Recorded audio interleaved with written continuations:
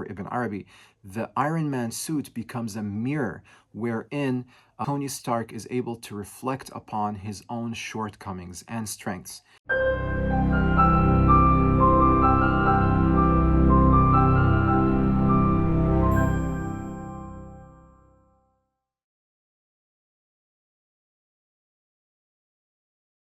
Alhamdulillahi Rabbil Alameen wa sallallahu wa sallam barak ala Sayyidina Muhammadin wa ala alihi wa sahbihi ajma'een. Assalamu alaikum wa rahmatullahi ta'ala wa barakatuh, and welcome to another episode of Real Imagination, where we are journeying through pop culture, films, music, and video games, and exploring them through the lens of Islamic metaphysics, specifically the teachings and the thought and the writings of the Andalusian mystic Muhyiddin ibn Arabi. And for this week, I'm really excited to discuss Marvel's epic Iron Man, of course starring Robert Downey Jr. And in general, the superhero genre is very, very, very rich metaphysically. It is our contemporary mythology. And I wanted to spend a few moments to discuss the significance of the superhero mythology in context of Ibn Arabi's teachings. As we know, all superheroes, whether Iron Man, the Hulk, Captain America, or even the DC universe, such as Batman, Superman, and any of the other superheroes, all have something in common. Mainly, they are not completely perfect. They actually have, we can say they have a foot in human weakness and then a foot in superhuman power. So we find that each of the superheroes has a weakness. And this is exactly the archetype of the superhero. The superhero is not meant to be perfect, is not meant to be undefeatable, is not meant to be entirely otherworldly. Otherwise, the audience could not relate to the superhero in a meaningful way.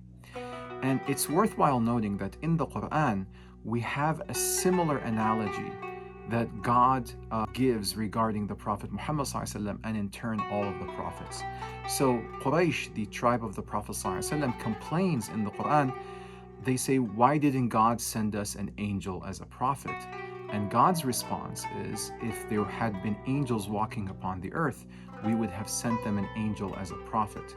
In other words, if the prophets were angels, then human beings could not relate to them, because angels don't eat, they don't drink, they don't marry, they don't have human weakness, they don't have emotions, they don't get sick, they don't get angry, they don't get sad. And so prophets have the aspect of them that is human. In other words, they get sick, they get happy, they get joyous, they get angry, they get sad. And then they have another aspect to their being that is supernatural. That supernatural dimension of the prophet is that they receive revelation. And there is actually a beautiful story from the life of the Prophet Muhammad sallallahu alaihi wasallam, where he used to do what's called wisal, which is to continue fasting day after day and not break his fast at sunset. And the Sahaba, naturally, they wanted to imitate the Prophet ﷺ, so they would continue fasting and not break their fast. And they started to faint. And so the Prophet ﷺ told them not to do wisal. And they said, but O Messenger of God, you do wisal, you continue fasting without breaking your fast, and we wanted to imitate you. And the Prophet ﷺ said to them, I am not like your form. My form is not like yours. I go to my private quarters at night, and my Lord gives me to eat and drink.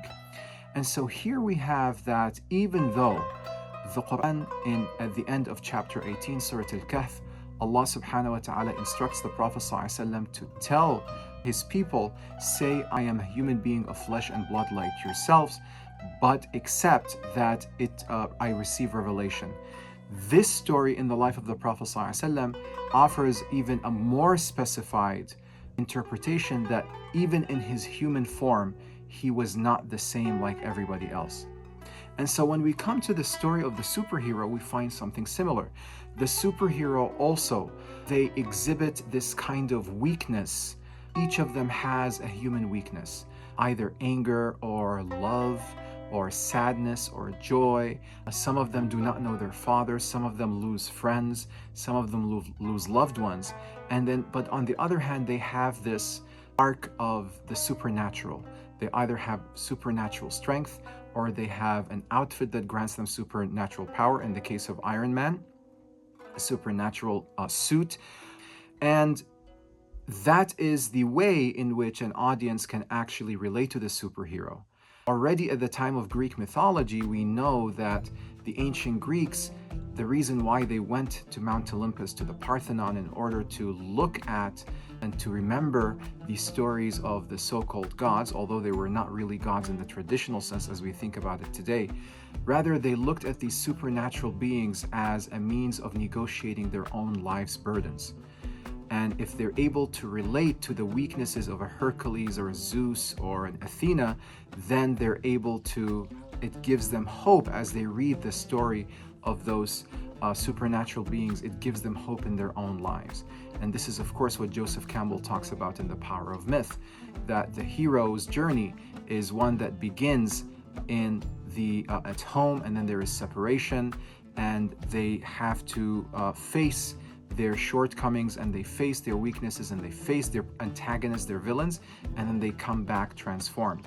And that is the arc that hooks the audience in order to feel a transformation in their own lives.